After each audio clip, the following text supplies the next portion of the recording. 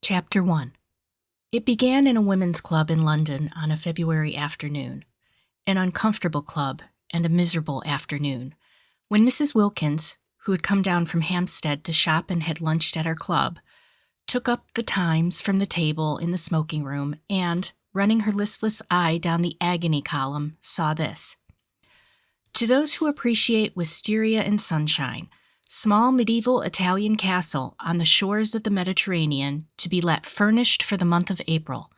Necessary servants remain. Z, Box 1000, The Times.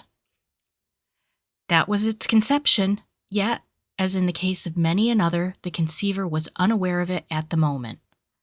So entirely unaware was Mrs. Wilkins that her April for that year had then and there been settled for her that she dropped the newspaper with a gesture that was both irritated and resigned, and went over to the window and stared drearily out at the dripping street.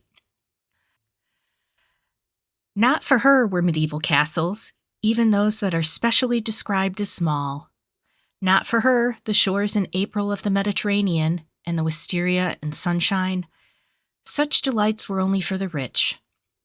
Yet the advertisement had been addressed to persons who appreciate these things, so that it had been, anyhow, addressed to her, for she certainly appreciated them, more than anybody knew, more than she had ever told. But she was poor. In the whole world she possessed of her own only £90, saved from year to year, put by carefully pound by pound, out of her dress allowance. She had scraped this sum together at the suggestion of her husband as a shield and refuge against a rainy day. Her dress allowance, given her by her father, was £100 a year, so that Mrs. Wilkins' clothes were what her husband, urging her to save, called modest and becoming, and her acquaintance to each other, when they spoke of her at all, which was seldom for she was very negligible, called a perfect sight. Mr. Wilkins, a solicitor, encouraged thrift, except that branch of it which got into his food. He did not call that thrift, he called it bad housekeeping. But for the thrift which, like moth, penetrated into Mrs. Wilkins' clothes and spoilt them, he had much praise. You never know, he said, when there may be a rainy day, and you may be very glad to find you have a nest egg. Indeed, we both may.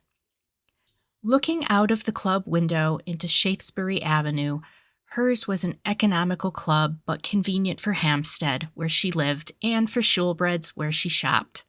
Mrs. Wilkins, having stood there some time very drearily, her mind's eye on the Mediterranean in April, and the wisteria, and the enviable opportunities of the rich, while her bodily eye watched the really extremely horrible, sooty rain falling steadily on the hurrying umbrellas and splashing omnibuses, suddenly wondered whether perhaps this was not the rainy day Mellersh was Mr. Wilkins, had so often encouraged her to prepare for, and whether to get out of such a climate and into the small medieval castle wasn't perhaps what Providence had all along intended her to do with her savings. Part of her savings, of course. Perhaps quite a small part. The castle, being medieval, might also be dilapidated, and dilapidations were surely cheap. She wouldn't in the least mind a few of them, because you didn't pay for dilapidations which were already there. On the contrary, by reducing the price you had to pay, they really paid you. But what nonsense to think of it.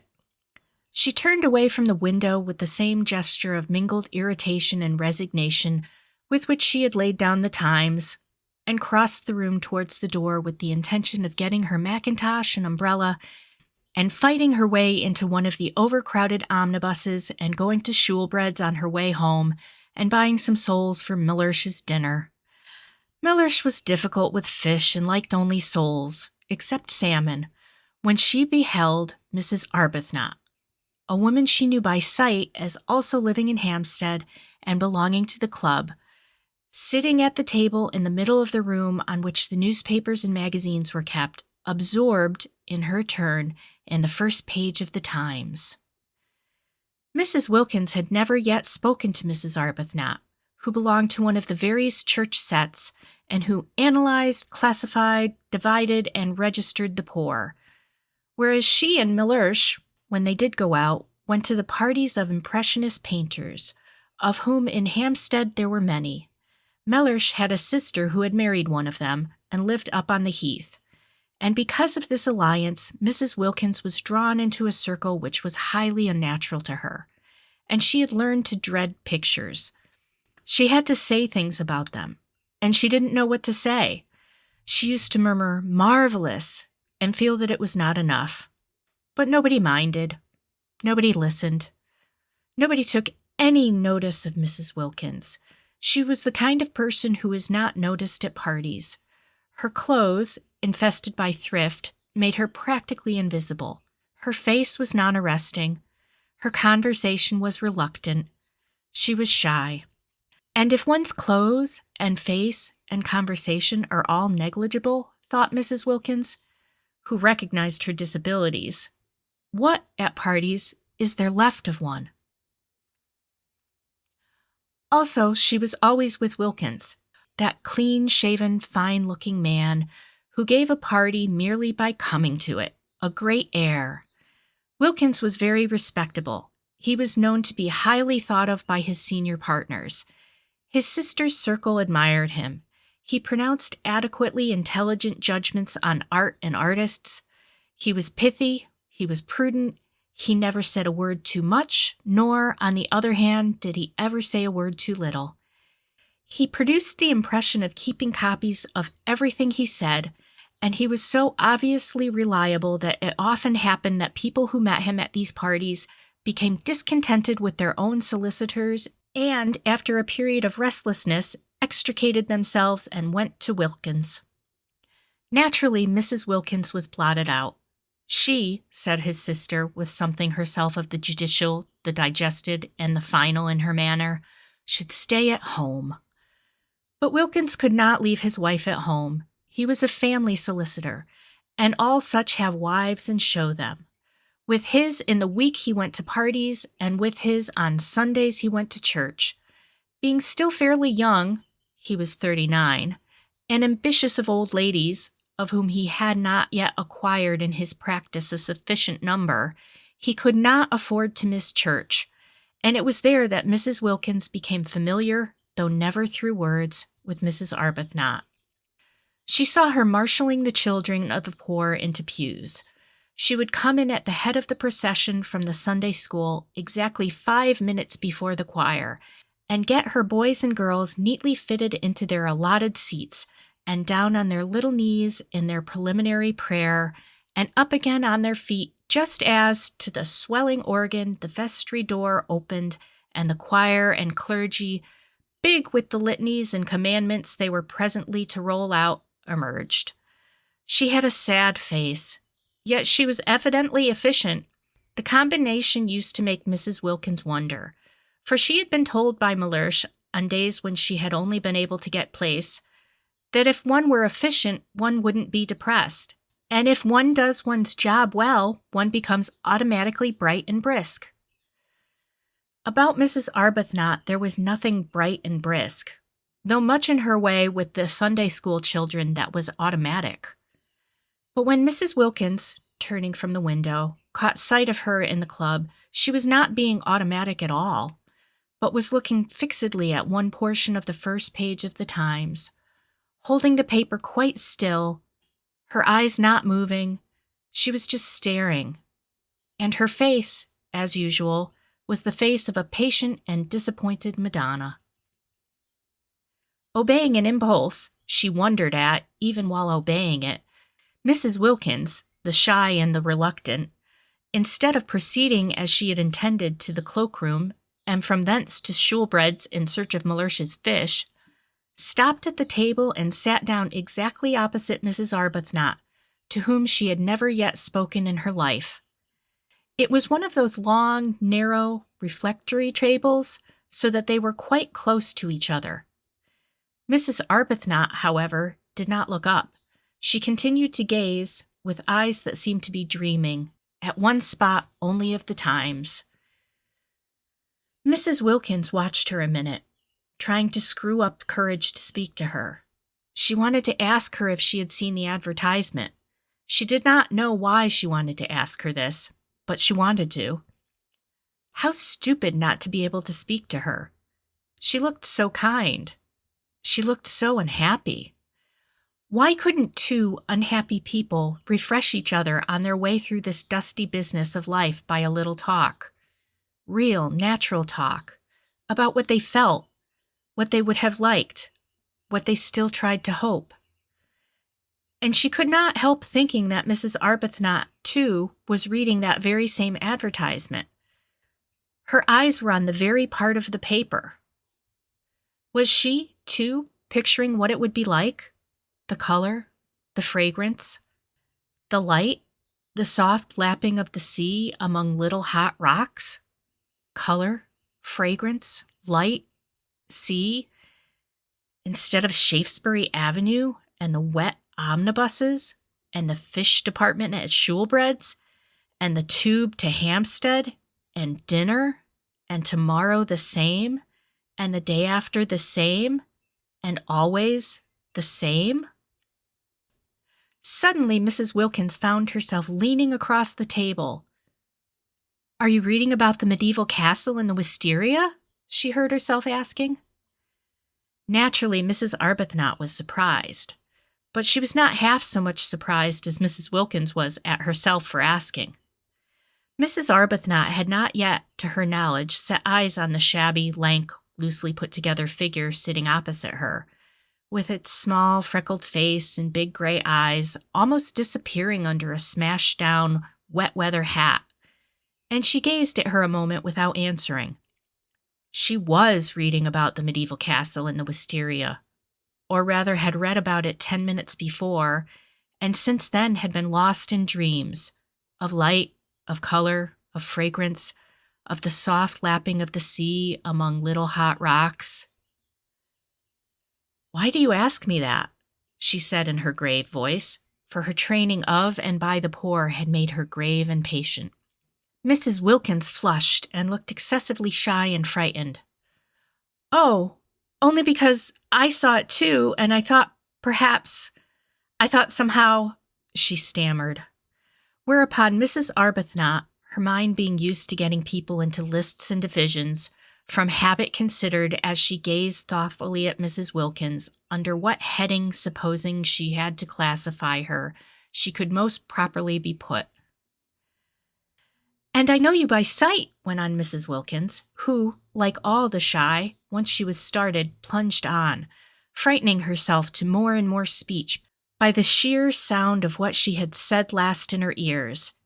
"Every Sunday. I see you every Sunday in church." "In church," echoed Mrs. Arbuthnot. "And this seems such a wonderful thing, this advertisement about wisteria and—" Mrs. Wilkins, who must have been at least 30, broke off and wriggled in her chair with the movement of an awkward and embarrassed schoolgirl. "It seems so wonderful," she went on in a kind of burst. "And it is such a miserable day." And then she sat looking at Mrs. Arbuthnot with the eyes of an imprisoned dog.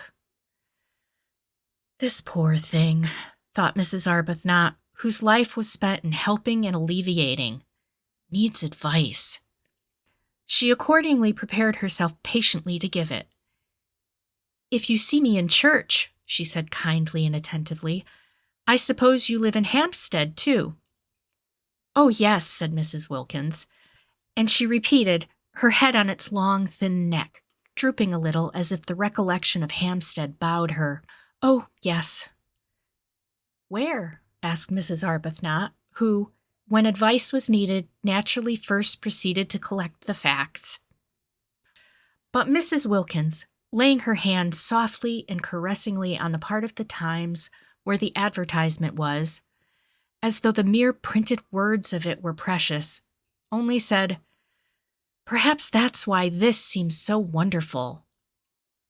"No, I think that's wonderful anyhow," said Mrs. Arbuthnot, forgetting facts and faintly sighing. "Then you were reading it?" "Yes," said Mrs. Arbuthnot, her eyes going dreamy again. Wouldn't it be wonderful? Murmured Mrs. Wilkins. Wonderful, said Mrs. Arbuthnot. Her face, which had lit up, faded into patience again. Very wonderful, she said. But it's no use wasting one's time thinking of such things. Oh, but it is, was Mrs. Wilkins' quick, surprising reply. Surprising because it was so much unlike the rest of her. The characterless coat and skirt, the crumpled hat, the undecided wisp of hair straggling out. And just the considering of them is worthwhile in itself. Such a change from Hampstead. And sometimes I really do believe, if one considers hard enough, one gets things. Mrs. Arbuthnot observed her patiently. In what category would she, supposing she had to, put her?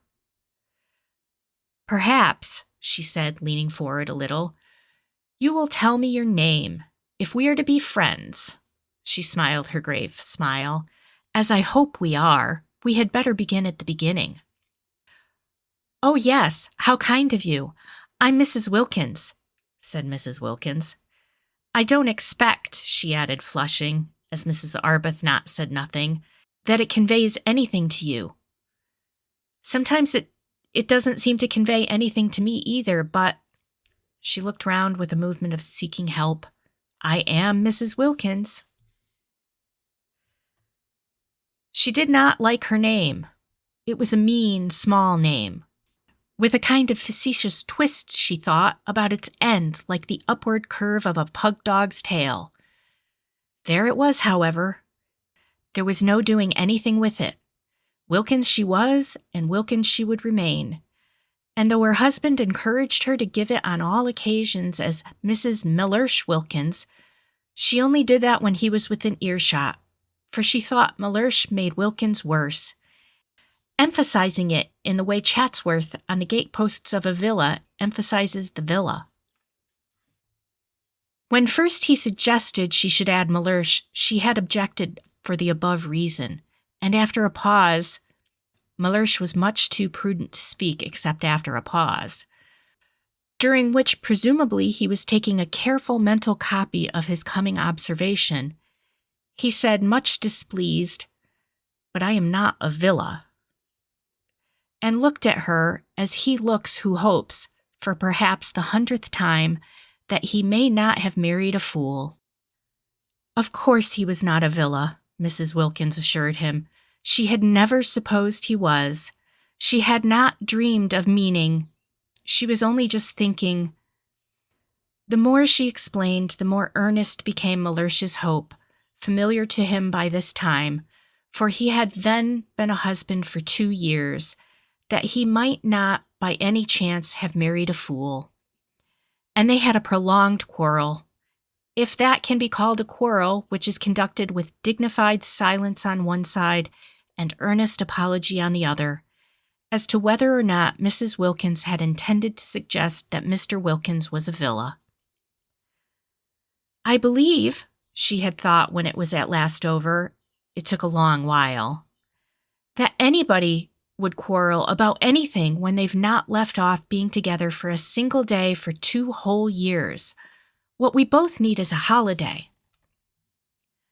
My husband, went on Mrs. Wilkins to Mrs. Arbuthnot, trying to throw some light on herself, is a solicitor. She cast about for something she could say elucidatory of Mellersh and found, he's very handsome. Well, said Mrs. Arbuthnot kindly, that must be a great pleasure to you. Why? Asked Mrs. Wilkins. Because, said Mrs. Arbuthnot, a little taken aback, for constant intercourse with the poor had accustomed her to have her pronouncements accepted without question. Because beauty, handsomeness, is a gift like any other, and if it is properly used. She trailed off into silence. Mrs. Wilkins' great gray eyes were fixed on her, and it seemed suddenly to Mrs. Arbuthnot that perhaps she was becoming crystallized into a habit of exposition, and exposition after the manner of nursemaids, through having an audience that couldn't but agree, that would be afraid, if it wished, to interrupt, that didn't know, that was, in fact, at her mercy. But Mrs. Wilkins was not listening, for just then, absurd as it seemed, a picture had flashed across her brain, and there were two figures in it sitting together under a great trailing wisteria that stretched across the branches of a tree she didn't know, and it was herself and Mrs. Arbuthnot. She saw them. She saw them. And behind them, bright in sunshine, were old gray walls, the medieval castle. She saw it. They were there. She therefore stared at Mrs. Arbuthnot and did not hear a word she said. And Mrs. Arbuthnot stared too at Mrs. Wilkins, arrested by the expression on her face, which was swept by the excitement of what she saw, and was as luminous and tremulous under it as water in sunlight when ruffled by a gust of wind. At this moment, if she had been at a party, Mrs. Wilkins would have been looked at with interest. They stared at each other, Mrs. Arbuthnot surprised, inquiringly, Mrs. Wilkins with the eyes of someone who has had a revelation. Of course, that was how it could be done. She by herself couldn't afford it, and wouldn't be able, even if she could afford it, to go there all alone. But she and Mrs. Arbuthnot together. She leaned across the table. "Why don't we try and get it?" she whispered. Mrs. Arbuthnot became even more wide-eyed. "Get it?" she repeated. "Yes," said Mrs. Wilkins, still as though she were afraid of being overheard. "Not just sit here and say how wonderful and then go home to Hampstead without having put out a finger. Go home just as usual and see about the dinner and the fish, just as we've been doing for years and years, and will go on doing for years and years. In fact," said Mrs. Wilkins, flushing to the roots of her hair, for the sound of what she was saying, of what was coming pouring out, frightened her, and yet she couldn't stop. "I see no end to it. There is no end to it. So that there ought to be a break. There ought to be intervals, in everybody's interests. Why, it would really be being unselfish to go away and be happy for a little, because we would come back so much nicer. You see, after a bit, everybody needs a holiday." "But how do you mean, get it?" asked Mrs. Arbuthnot. "Take it," said Mrs. Wilkins. "Take it? Rent it, hire it, have it." "But do you mean you and I?" "Yes, between us. Share. Then it would only cost half. And you look exactly as if you wanted it just as much as I do. As if you ought to have a rest. Have something happy happen to you." "Why, but we don't know each other." "But just think of how well we would if we went away together for a month. And I've saved for a rainy day, and I expect so have you. And this is the rainy day. Look at it." "She is unbalanced," thought Mrs. Arbuthnot. Yet she felt strangely stirred. "Think of getting away for a whole month, from everything, to heaven." She shouldn't say things like that, thought Mrs. Arbuthnot. The vicar. Yet she felt strangely stirred. It would indeed be wonderful to have a rest, a cessation. Habit, however, steadied her again, and years of intercourse with the poor made her say, with the slight though sympathetic superiority of the explainer, "But then, you see, heaven isn't somewhere else. It is here and now. We are told so." She became very earnest, just as she did when trying patiently to help and enlighten the poor. "Heaven is within us," she said in her gentle, low voice. "We are told that on the very highest authority. And you know the lines about the kindred points, don't you?" "Oh, yes, I know them," interrupted Mrs. Wilkins impatiently. "The kindred points of heaven and home," continued Mrs. Arbuthnot, who was used to finishing her sentences. "Heaven is in our home." "It isn't," said Mrs. Wilkins again, surprisingly.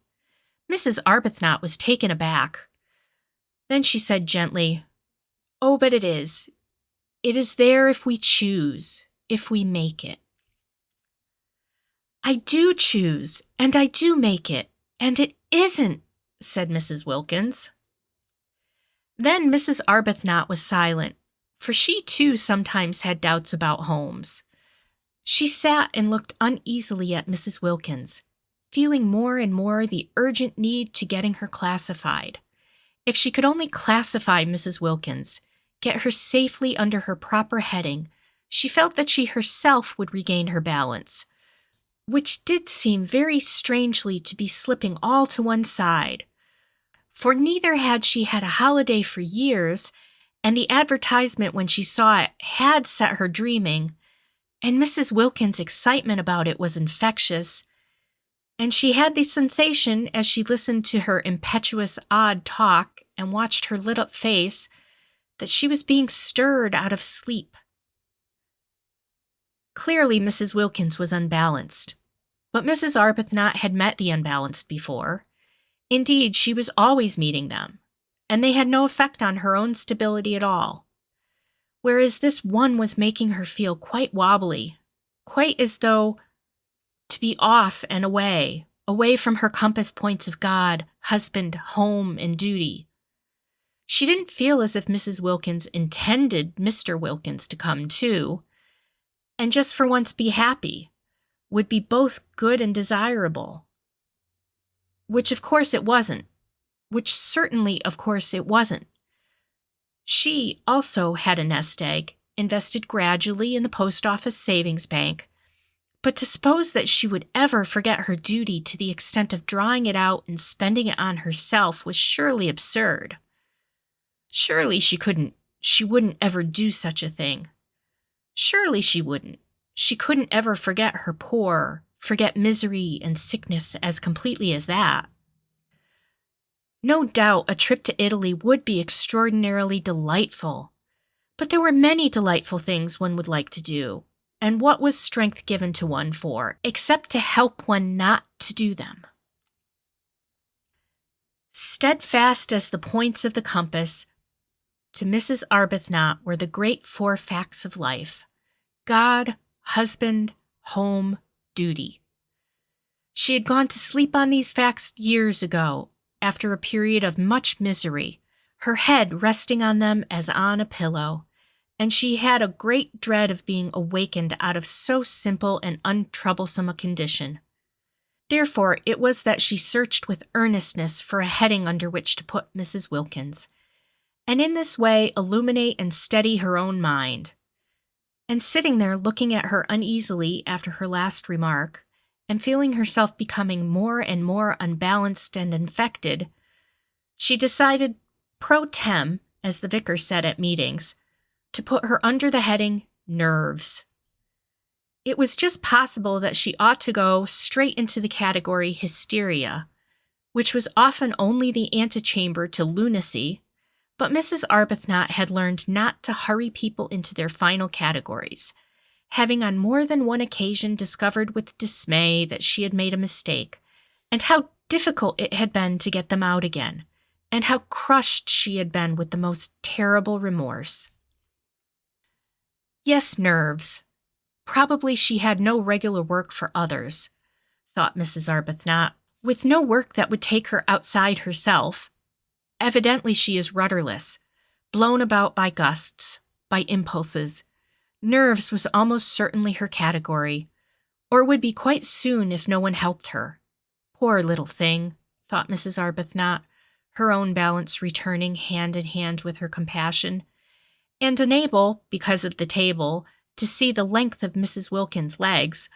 All she saw was her small, eager, shy face and her thin shoulders, and the look of childish longing in her eyes for something that she was sure was going to make her happy. No, such things didn't make people happy, such fleeting things. Mrs. Arbuthnot had learned in her long life with Frederick. He was her husband.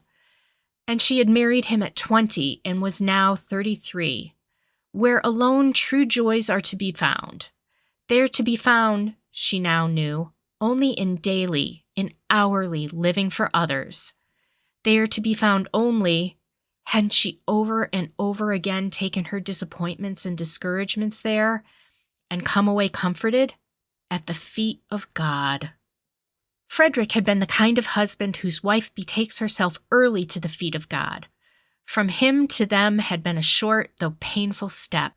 It seemed short to her in retrospect, but it had really taken the whole of the first year of their marriage, and every inch of the way had been a struggle, and every inch of it was stained, she felt at the time, with her heart's blood. All that was over now. She had long since found peace, and Frederick, from her passionately loved bridegroom, from her worshipped young husband, had become second only to God on her list of duties and forbearances. There he hung, the second in importance, a bloodless thing bled white by her prayers. For years she had been able to be happy only by forgetting happiness. She wanted to stay like that. She wanted to shut out everything that would remind her of beautiful things, that might set her off again, longing, desiring. "I'd like so much to be friends," she said earnestly. "Won't you come and see me, or let me come to you sometimes, whenever you feel as if you wanted to talk? I'll give you my address." She searched in her handbag. "And then you won't forget."